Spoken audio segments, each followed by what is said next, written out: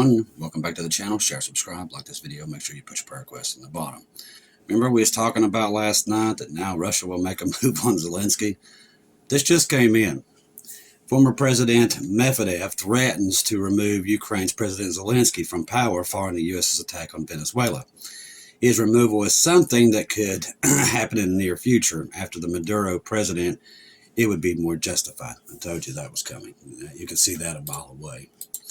Nicolas Maduro to make his first court appearance in New York tomorrow, so that's something interesting to see. Let's see. Now Trump says we need Greenland once again. If we take a look at Greenland, you have Russian and Chinese ships all over the place. President Trump warns that Venezuela may not be the last country of the U.S. intervention, which we told you yesterday. He made several threats. U.S. President Trump threatened Venezuela acting president. She will pay a bigger price than Maduro if she doesn't do what's right. In other words, what he says. Let's see, Argentina president says that the U.S. capture of Nicolas Maduro is excellent news for the free world. Let's see. So Russia President Putin has said the attack on Venezuela was illegal, but consistent as he's defending the United States' interest. So pretty much all the bad guys as usual. We kind of figured that would happen. Iran's supreme leader says Venezuela must stand firmly against the U.S. and resist, which they will. Because everybody says, well, the Venezuelans have been freed. Well, I don't see that anywhere. I don't know where they're getting it unless they're just believing what Fox tells them. But that's not what happened. There is nobody free down there. They have done martial law. There is no freedom. It's actually worse than what it was. So everybody believes what they hear on Fox, and that's the bad part about it, instead of researching it themselves. So China is calling for the release of Maduro. Like I said, it's a chain of events that will come back to haunt us. While everybody's celebrating, they will figure out it was not a great idea in the end. All right, so after all that, we started seeing U.S. Air Force C-17 Global Masters arriving last night at RAF Fairfield in the United Kingdom, based upon which military units are involved and cargo being carried. It seems Iran is in trouble again, which this ain't nothing. We've been piling stuff in there for months. Most of these C-17 planes come from the Hunter Army Airfield in Georgia and Campbell Army Airfield in Kentucky, reportedly carrying helicopters and other equipment for U.S. Army's 166th or 160th Special Operations Aviation Regiment. Most of the C-17s have been confirmed or continued on to Ramstein Air Base in Germany. Like I said, these are not for Iran. This is for Ukraine. If it was going down there, it goes to the UAE and also into Saudi Arabia. They don't go up there. I don't know what he's talking about here.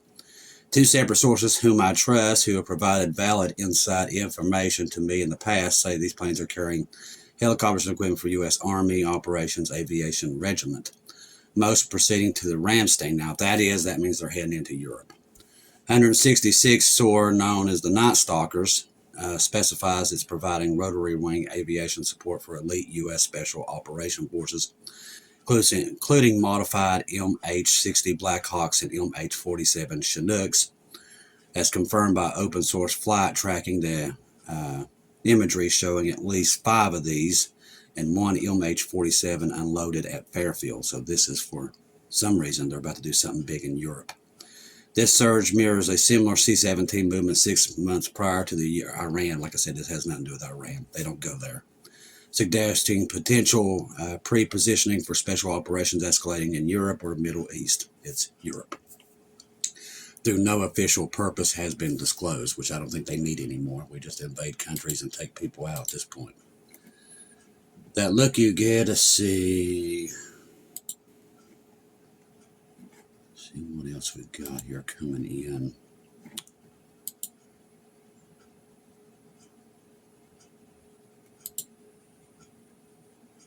All right, this is what I was telling you about last night. Now, Trump warns there may be new targets in Latin America. He's already threatened Mexico. Colombia, and so on, so on. These places are sitting on tons of natural resources and tons of oil. And like I said, when you're going to war, this is what happens. You go after. Listen, our stockpiles of stuff is gone. Our oil reserve, Joe Biden gave those to the Chinese. A lot of our oil reserves right now is light crude. We don't have any heavy crude. We can't even pump heavy crude anymore. So we need heavy crude. Heavy crude is what you need for your diesel engines and everything else, and we're not pumping that anymore. So that's why we took Venezuela. Not for drugs, not for Maduro. We seized their oil fields. That's what it was about. And their rare earth metals. Copper goes through the roof today along with silver. There's no stopping this at this point.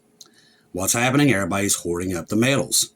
China, Russia, all of them sit on huge stocks of these metals. We don't. So we got to go take them if we can't get them. And that's what's happening. China's cut us off. Russia, they're under sanctions. They're not giving it to us anymore. So we had to go take it from somebody else. And that's what's happening. In a startling escalation and rhetoric of posture, President Trump has suggested that the recent U.S. military operations in Venezuela may signal the beginning of a broader campaign across Latin America. According to reporting by the Daily Beast, Trump's comments indicate that Washington's actions against Caracas could soon extend to other nations. The aircraft carrier did not leave, and neither did the ships. They're still down there, so this ain't over. Trump's comments indicate that Washington's actions are getting ready to explode other places. Speaking publicly, Trump framed the operation not as an isolated event, and it's not. That's why I said the stuff's still down there. But as a warning shot, he made clear that Venezuela was not the only country in the administration's radar. Cuba, all of them. Stating bluntly that something's going to have to be done with Mexico, asserting that the country is effectively run by drug cartels. Trump's statement quickly expanded beyond Mexico. He issued a sharp warning to the Colombian president, accusing him of enabling cocaine production. Like I said, nothing to do with drugs. That's just garbage. In usually aggression language, Trump remarked that Petro has to watch his butt, a comment that underscored the confrontation tone. Standing alongside the president's Secretary of State, Marco Rubio, broadened the scope by mentioning, oh, well, let's just take Cuba too. Rubio accused Havana of having colonized Venezuela. I mean, it's almost ridiculous. People believe this stuff. Trump echoed this statement, describing Cuba as a badly failing nation, which it has been, and adding that it was something that we'll end up talking about, an unmistakable hint that Havana could face future pressure also. I'm surprised they haven't took Cuba in the last 20 years, to be honest with you. The president also delivered a stark message to the remaining Venezuela political and military leaders loyal to Maduro, warning that they were not immune. Trump declared all political and military figures of Venezuela should know what happened to Maduro and could happen again. I don't think they care. They've been expressing for the last 24 hours that they're ready to fight. So I said, there's nobody free there. I don't know where they're coming up with this crap. This statement appeared designed to fracture internal loyalty and amplified fear among officials that still aligned with the former regime. Mexico's government swiftly condemned the U.S. operation in Venezuela, calling it a violation of international law, which it was. The highlighted diplomatic fallout already taken shape as a result. See, now that we've done this, we set a precipice around the world. If you just do what you want. So this right here will trigger World War III, without a doubt.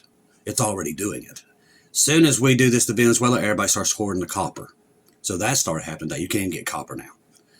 Everybody's going to start hoarding their stuff, protecting it like there's no tomorrow. I told you, there's consequences to your actions. You just can't go do what you want to do and expect things to get better. They're going to get a lot worse after this. Despite the backlash, Trump showed no signs of retreat, and he won't, insisting that his administration's approach was necessary. Yeah, because they needed the oil. The implications of the rhetoric were profound, by publicly naming Mexico, Colombia, and Cuba as potential future concerns. In other words, that's who they're going to invade next. The administration has signaled a willingness to adopt a far more crazy posture, in my words, in the Western Hemisphere. As I said, they're going to take them all. Such an approach represents a dramatic departure from the recent U.S. policy. This is no different from what Russia did to Ukraine. This is no different from what China wants to do to Taiwan. It's no difference. It's the same thing. When you go into another nation because you want their resources and just take it, there's no difference. So now, on the other side, with all the bad guys, the really bad guys, they're going to start doing the same. Well, let's just take what we want.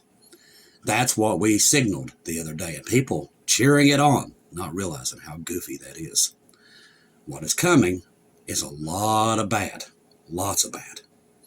When countries can just do whatever they want, just like Japan did back in World War II, that's exactly what they did. Well, if I don't have it, I'll just go get it, and I'll blame it on something else. We just did the same thing that Japan did in World War II. Same thing, identical.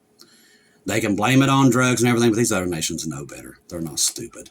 They're not stupid like other people believe this other stuff is about drugs. These other nations know better. They know what it is. They know we cannot manufacture heavy crude, and that's why we took Venezuela. They know this. They knew it from the beginning. Russia knew it. China knew it. They all knew it.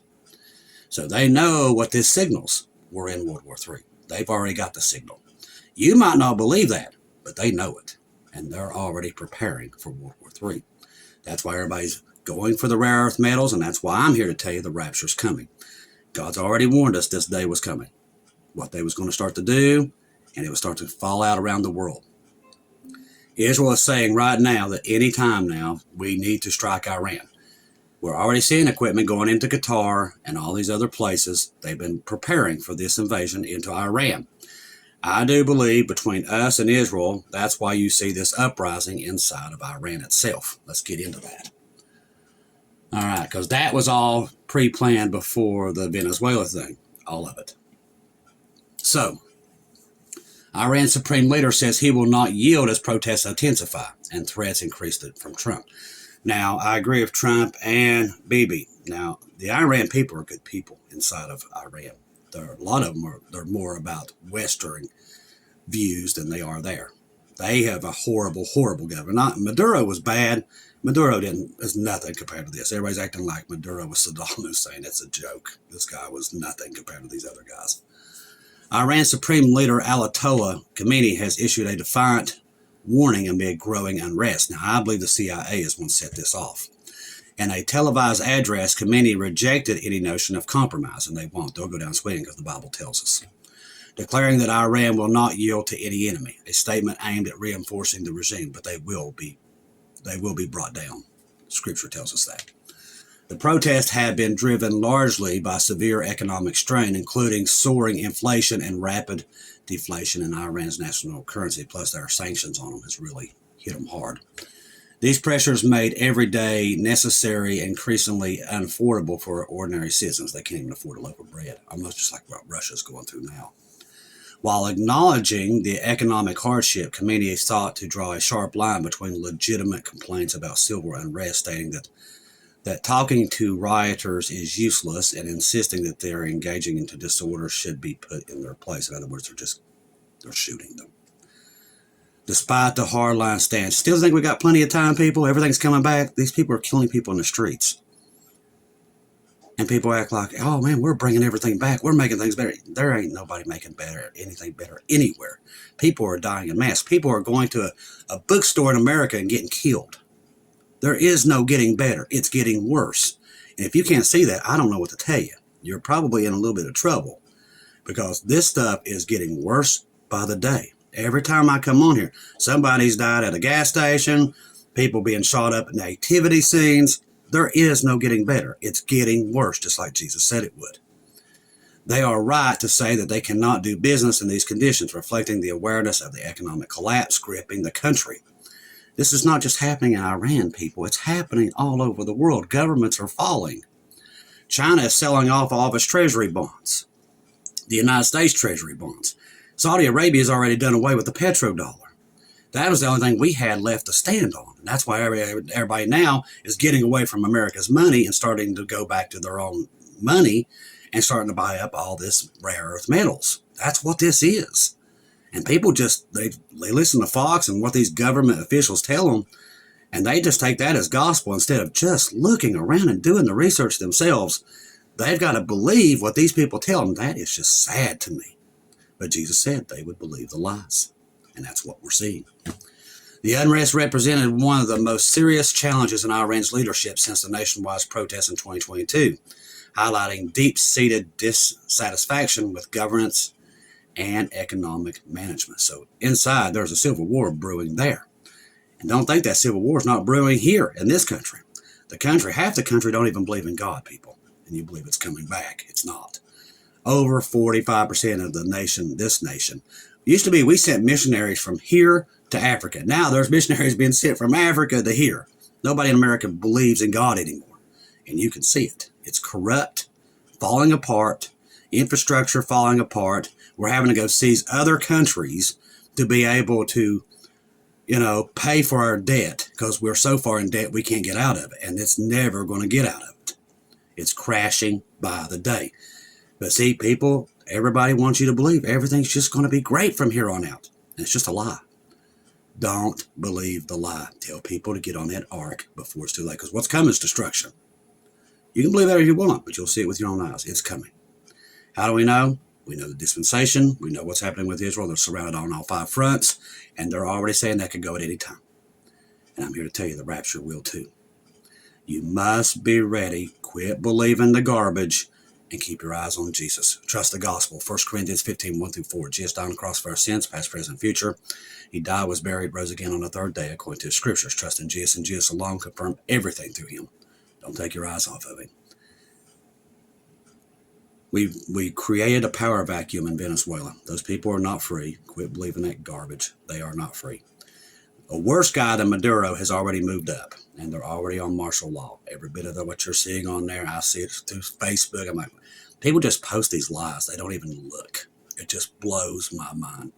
If the government tells them something, that's the gospel. They don't go look for themselves. Did nobody learn anything from 2020? Did the government, all they do is lie? That's all they do is lie. But people still believe the lies. Oh, these people wouldn't lie to us. They're trying to bring God back. Oh, Lord, help us all. Jesus, come quickly. That's all I can say at this point. The world is in bad shape, people, and it's about to collapse. Do not take your eyes off of Jesus. The rapture of the church is coming. Israel could erupt any time. And we know that almost there's maybe we're sitting on 12 prophecies that could happen in the next 24 hours. The red heifer's already been sacrificed, people. I tell you, it's already been done. There is no going back. There is no greatness coming back. It's all going downhill. That leads to the tribulation, people. They've already done it. And since that day on July 1st, I keep bringing it up, the storms, the earthquakes, everything started escalating, including all this. It's all there. Don't get in front of Jesus and say you didn't know. We've told you here. If you've heard it with your own ears, you've heard it. There is no going back once they did that. Their Antichrist is coming. And what you're seeing is a prelude to it. You can believe that or not, but it's still coming. I love each and every one of you. If I don't see or hear from you again, I'll see you at home.